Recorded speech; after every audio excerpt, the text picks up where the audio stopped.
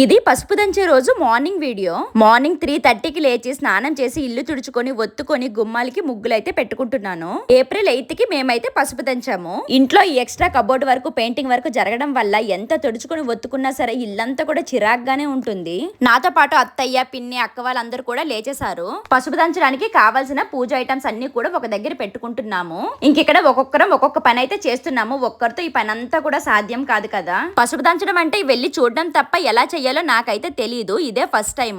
ఇంకిక్కడ పిన్ని వాళ్ళైతే పాలుండలు చేస్తున్నారు. పసుపు దంచే రోజు ఈ పాలుండలు అయితే చెయ్యాలంట. ముందు రోజే రీల్స్ అన్ని కూడా సేవ్ చేసి ఉంచుకున్నాను. చక్కగా ఈ రీల్స్ అన్ని కూడా చేసేయాలి అని చెప్పేసి. కానీ ఈ బిజీ టైం కి ఎక్కడ కుదురుతుంది చెప్పండి. పసుపు దంచడానికి టైమింగ్ వచ్చేసి మార్నింగ్ 8 నుంచి 10 లోపు అయితే చేయమని చెప్పారు.